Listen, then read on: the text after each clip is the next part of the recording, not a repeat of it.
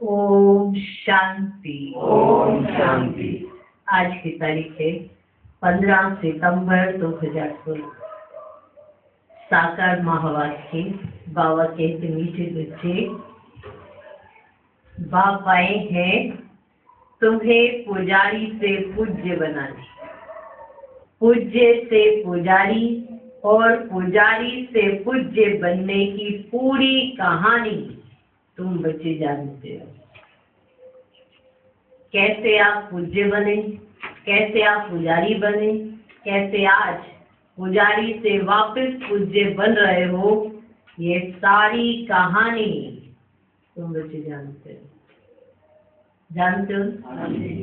बाप आए हैं तुम्हें पुजारी से पूज्य बनाने, पुजारी से पूज्य बनाने। आज दिन तक पुजारी बन पूजा करते आए और जिनकी पूजा कर रहे थे उनके बारे में नहीं जानते। फिर जब परमात्मा आए तो उन्होंने उनके बारे में बताया कि आखिरकार ये कौन है, और फिर जब ये सच पता चला तो फिर ऐसी पूजा तो बंद हो गई।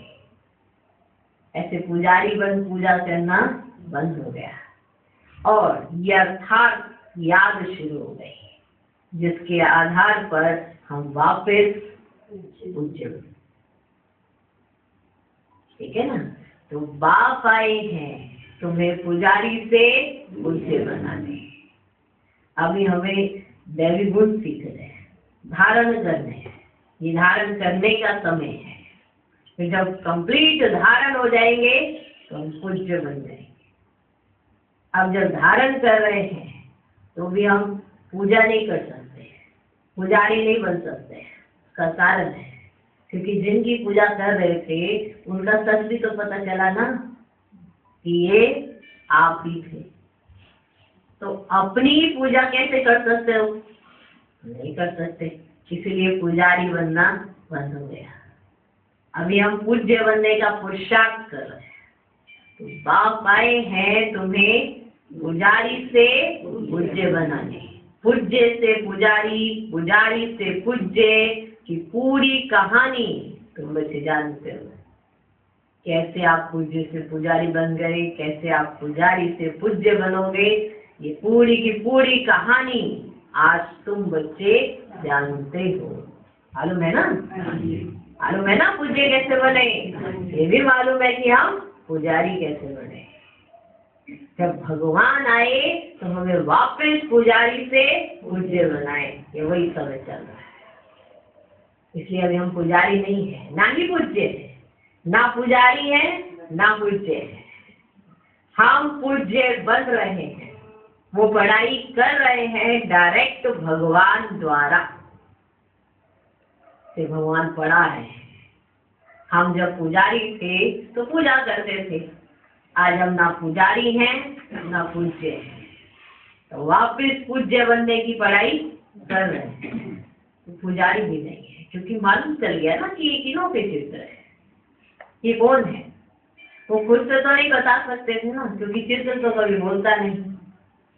तो चित्र के पीछे छिपा हुआ विचित्र जब वो आए तब तो चित्र की नॉलेज दे। इसलिए तब हमें पता चला कि हम जिन्हों की पूजा कर रहे हैं वो कभी हम ही थे। तो ये राज हमें पता चला। भगवान ना तो पूज्य बनते ना पुजारी, वो एवर परम पूज्य ही कहो, पुजारी कभी नहीं बनते। अगर वो पुजारी बन जाए तो फिर हमें पूज्य कौन बनाएगा? इसलिए वो हमेशा पूज्य ही रहते हैं। क्या वो पूज्य है, परम पवित्र ही रहते हैं। पुजारी पतित हो जाते हैं, इसीलिए वो वापस पूज्य जो होते हैं उन लोगों की पूजा करते हैं। ये कंप्लीट कहानी, पूरी कहानी आज हम बच्चे जानते हैं। जानते हो? अपने आप से नहीं जान पाए। भगवान जब आया तो हमें समझना है कि बाबा आए हैं तुम्हें पुजारी से पूज्य बनाने, पूज्य से पुजारी और पुजारी से पूज्य बनने की पूरी कहानी तुम बच्चे जानते हो। ये आज की मुरली का सार है। इसके आधार पर आज पूरी कहानी भी सुनोगे, कैसे पूज्य से पुजारी, पुजारी से पूज्य। आज का प्रश्न, कौन सी बात दुनिया वालों के लिए असंभव लगती और तुम सहज उसे अपने जीवन में धारण करते हो, क्योंकि जानते हो इससे स्वर्ग की बादशाही मिलती है। तो यह बहुत सस्ता सौदा हुआ ना। आज का गीत है, ये कौन आ जाया सवेरे सवेरे। ओम शांति। ओम शांति। अंधियारा और सवेरा दुनिया के लिए बिल्कुल अलग है। वह तो कॉमन है, तो बच्चों का सवेरा अनकॉमन है। दुनिया वालों के लिए सवेरा, अंधियारा ये तो कॉमन बात है ना। रात होती है तो अंधियारा हो जाता है, दिन होता है तो सवेरा हो जाता है। दुनिया वालों के लिए तो कॉमन है, लेकिन तुम्हारा सवेरा अनकॉमन। दुनिया वाले जिस समय को रात्रि कहते हैं, आप उसे दिन कहते हो कि हमारे दिन की शुरुआत हो चुकी है। वो 2 बजे सोते हैं, आप 2 बजे उठते हो, तो हो गया ना आपका सवेरा अनकॉमन। ठीक है ना। और दूसरी तरीके से भी देखा जाए, हम ये जानते हैं कल के ये समय कौन सा चल रहा है, तो हो गया ना सब कुछ अनकॉमन। दुनिया को पता नहीं अंधियारा और सवेरा किसको कहा जाता है। वास्तव में ये अंधियारा और सवेरा कल्प के पुरुषोत्तम संगम युग पर होता है। अभी अज्ञान अंधियारा दूर होता है। गाते भी है ना, ज्ञान सूर्य प्रगटा, ऐसे गाते हैं ना। वह सूर्य तो रोशनी देने वाला है, यह है ज्ञान सूर्य की बात। भक्ति को अंधियारा, ज्ञान को रोशनी कहा जाता है। अब तुम बच्चे जानते हो सवेरा हो रहा है। भक्ति मार्ग का अंधियारा पूरा हो जाता है। भक्ति को अज्ञान कहा जाता है, क्योंकि जिसकी भक्ति करते हैं उनका ज्ञान कुछ भी नहीं है, वेस्ट ऑफ टाइम होता है। गुडियों की पूजा होती रहती है, आधा कल्प से ये गुडियों की पूजा होती है। पूजा जिसकी करते उनका पूरा ज्ञान भी तो चाहिए। देवी देवताओं का है पूज्य घराना, वही पूज्य से पुजारी बनते हैं। पूज्य से पुजारी, पुजारी से पूज्य बनने की कितनी लंबी चौड़ी कहानी है। मनुष्य तो पूज्य पुजारी का अर्थ भी नहीं समझते हैं। परम पिता परमात्मा आते ही है संगम पर, जबकि अंधियारा पूरा होता है। सवेरा बनाने आते हैं। क्या बनाने आते हैं? सवेरा बनाने आते हैं। परंतु उन्होंने कल्प के संगम युगे के बदले युगे युगे लिख दिया है। जब 4 युग पूरे होते हैं तो पुरानी दुनिया पूरी हो, फिर नई दुनिया शुरू होती है, तो इसको कहेंगे कल्याणकारी संगम युग। इस समय सब नरकवासी है। जब कोई मरता है तो कहते हैं स्वर्ग पधारा, तो जरूर नरक में था। ये कोई समझते नहीं कि हम नरक में हैं। रावण ने सबकी बुद्धि को एकदम ताला लगा दिया, एकदम ताला लगा दिया। सबकी बुद्धि एकदम मारी गई है, ताला लग गया ना। जो बुद्धि इतना श्रेष्ठ कार्य कर सकती है, इसलिए सारा कार्य तो बुद्धि पर आधारित है ना। आप जज भी तो किससे करते हो? बुद्धि से। क्या करना है क्या नहीं करना है किससे जज करते हो? बुद्धि से। अब बुद्धि कोई ताला लग जाए तो जज कैसे करोगे? तो खेल बना हुआ है ना। तो सबकी बुद्धि एकदम मारी गई है। बाप समझाते हैं भारतवासियों की बुद्धि सबसे विशाल थी। बाप समझाते हैं भारतवासियों की बुद्धि सबसे विशाल थी। फिर जब बिल्कुल ही पत्थर बुद्धि बन जाते हैं तभी दुख पाते हैं। ड्रामा प्लान अनुसार बेसमझ बनना ही है। बेसमझ बनाती है माया। पूज्य को समझदार और पुजारी को बेसमझ कहा जाता है। कहते भी है कि हम नीच पापी हैं, परंतु तो समझदार कब थे ये पता नहीं पड़ता है। कब थे हम समझदार ये पता नहीं पड़ता। रावण रूपी माया बिल्कुल ही पत्थर बुद्धि बना देती है। अभी तुमको समझ आएगी, अभी तुम्हें समझ आएगी कि हम ही पूज्य थे फिर पुजारी बने। अभी तुम बच्चों को खुशी होती है, अभी तुम बच्चों को खुशी होती है बहुत दिनों से चिल्लाते आए हैं कि हमको शांति मिले अथवा जन्म मरण से छूट जाए, लेकिन इस माया की जंजीरों से मुक्ति हो जाए ये ज्ञान भी किसकी बुद्धि में नहीं है। तुम जानते हो सीढ़ी उतरते जाते हैं, सत्युग में तो फिर भी धीरे धीरे उतरते हैं, टाइम लगता है। सुख की सीढ़ी उतरने में टाइम लगता है, धीरे धीरे उतरते हैं। दुख की सीढ़ी जल्दी जल्दी उतरते हैं, क्योंकि दुख में क्या होता है, जन्म भी बहुत फास्ट होने लगता है ना, अकाले मृत्यु होने लगती है और दुख इतना बढ़ जाता है कि बस क्या कहें। तो दुख की सीढ़ी उतरते उतरते वो भी जल्दी जल्दी उतरते हैं।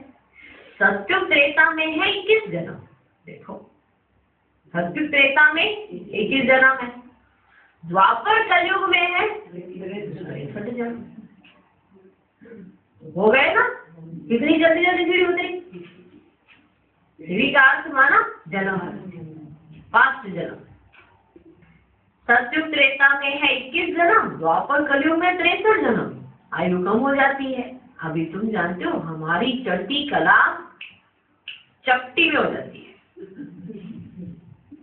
क्योंकि जैसे ही बाबा का परिचय हो जाता है तो हमारी चढ़ती कला शुरू हो जाती है, तो हमारी चढ़ती कला चपटी में हो जाती है। गाते भी हैं जनक को सेकंड में जीवन मुक्ति मिली, परंतु तो जीवन मुक्ति का अर्थ समझते नहीं है। एक जनक को जीवन मुक्ति मिली वह सारी दुनिया को मिली, एक जनक को जीवन मुक्ति मिली तो वो आनंद कैसे लेगा।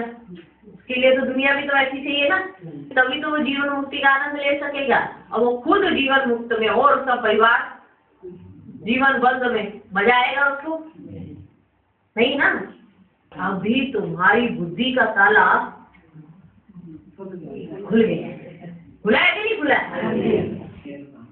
अभी तुम्हारी बुद्धि का ताला खुल गया।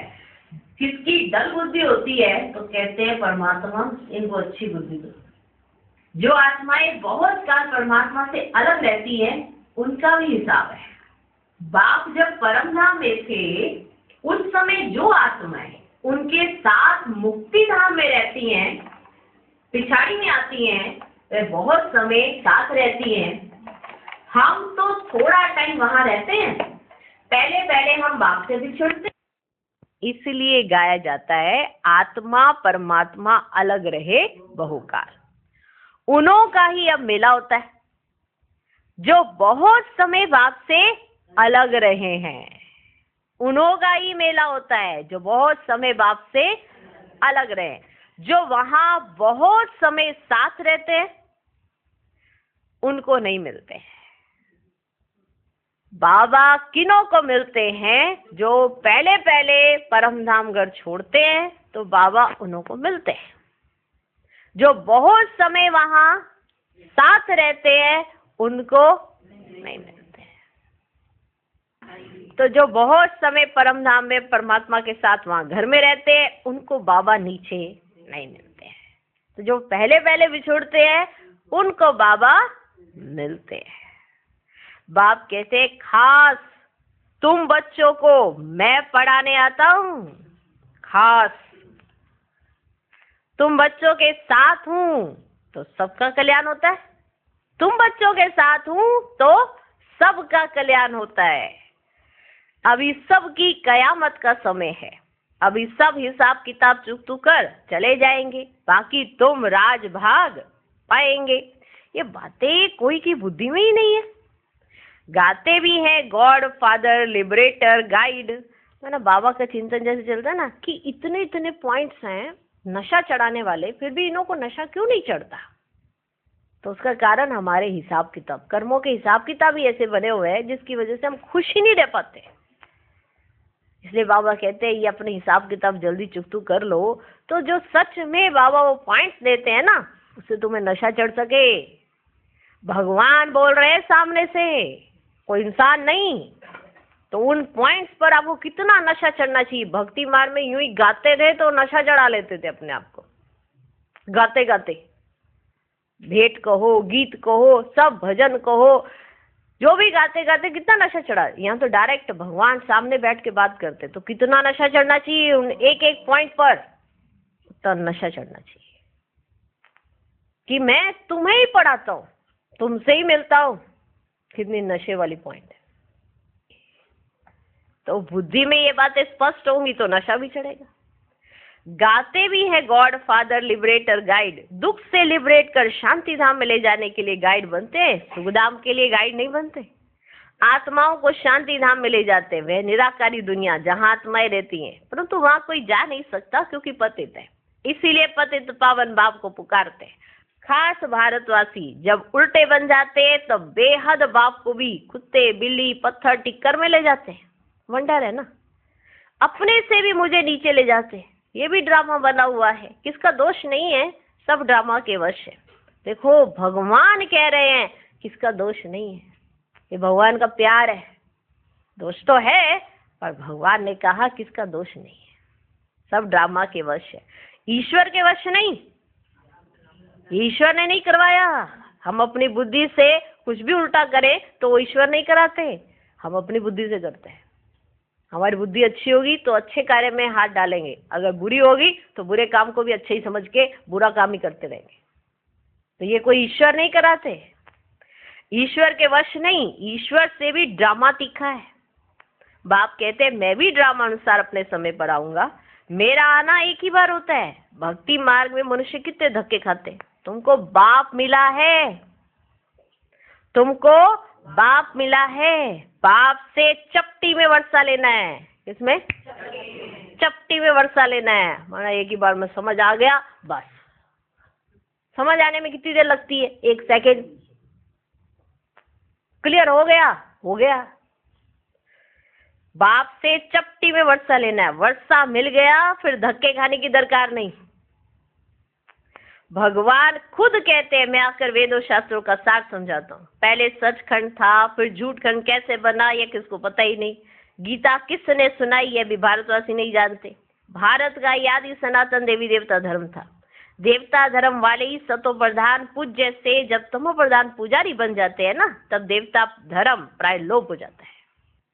जब देवता धर्म वाले ही सतो प्रधान से तमो प्रधान बन जाते हैं तो देवता धर्म प्राय लोप हो जाता है। फिर बाप आकर फिर से उस धर्म की स्थापना करते हैं। चित्र भी है, शास्त्र भी है। भारतवासियों का एक ही शास्त्र शिरोमणि गीता है। हर एक अपने धर्म को ही भूल गए हैं, इसलिए नाम बदल हिंदू रख दिया है। ड्रामा में नूंद है।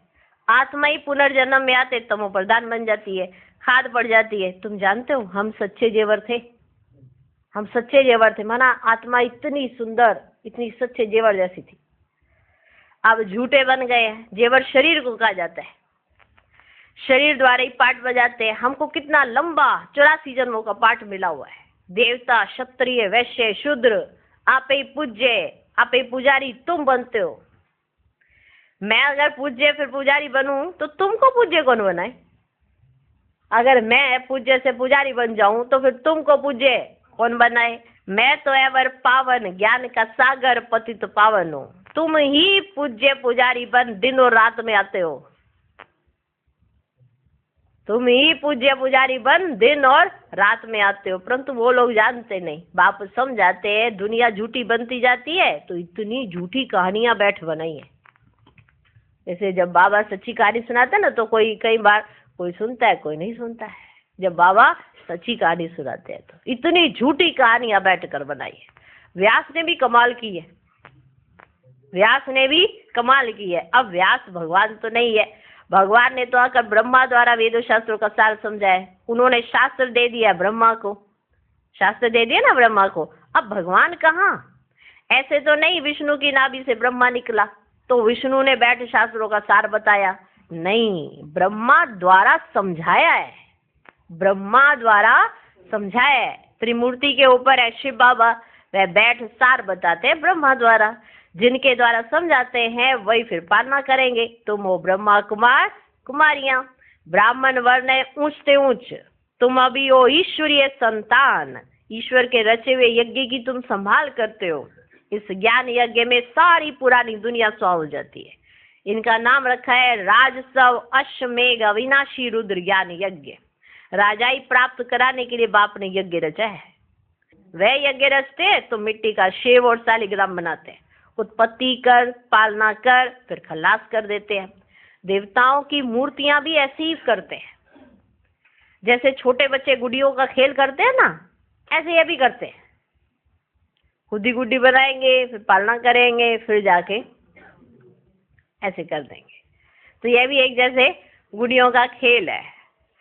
तो जैसे छोटे बच्चे खेल खेलते, ऐसे बड़े बच्चे खेल खेलते हैं।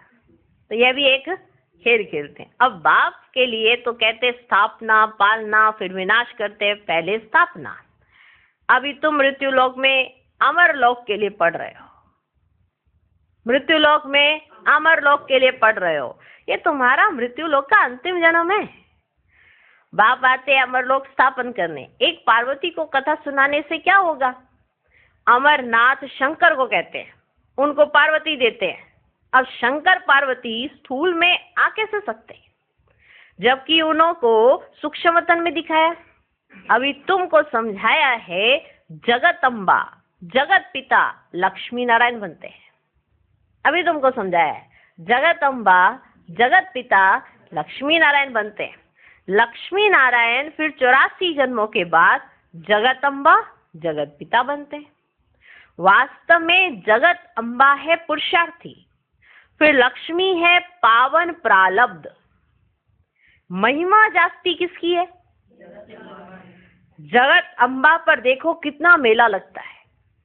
काली कलकत्ते वाली मशहूर है।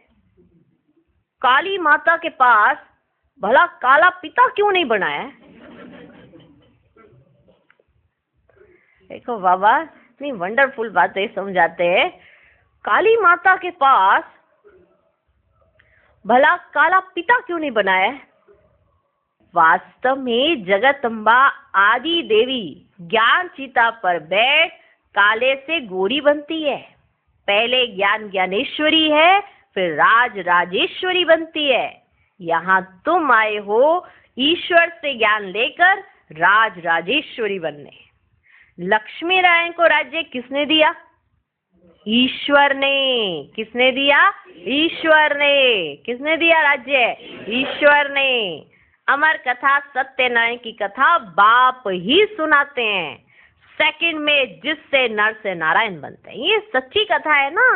वैसे सुनता भी कोई बिरला बिरला है, सारे सुन के तो सभी बन जाएंगे ना नर से नारायण। आप कोई और कथा रखो, भीड़ की भीड़ लग जाएगी, और ये कथा रखो तो भीड़ नहीं लगेगी, चुन चुन के आएंगी आत्माएं। इसका कारण क्या है? कि बनना है ना। अगर एक बार सुन लिया तो बाबा उसको राज्य भाग्य देगा। इसलिए यहाँ पर कोई में से भी कोई में से भी कोई है। तो परमात्मा भाग्य जब बांट रहा था तो सब आत्माएं कहाँ थी, क्या कर रही थी? ये वो समय। कोई सो जाएगा, कोई अपनी तकलीफें गाने लगेगा, कोई कुछ कहने लगेगा। तो भाग्य सबको ऐसे ही नहीं मिल जाता है, इसलिए सबके सब नंबरवार हो जाते हैं। समझे? तो ये अमर कथा सत्यनारायण की कथा बाप ही सुनाते हैं, सेकंड में जिससे नर से नारायण बनते हैं। सेकंड में एक बार सुन ली, समझ आ गई, बनना ही है। समझ आ गई, बनना ही है। अभी तुम बच्चों के कपाट खुल गए, खुले? अब तुम बच्चों के कपाट खुल गए कि काम महाशत्रु है। कहते हैं गृहस्थ व्यवहार में रहकर पवित्र रहना असंभव है। समझाया जाता है बाप स्वर्ग का रचयिता है, तो जरूर वे अपने बच्चों को स्वर्ग की बादशाही देंगे।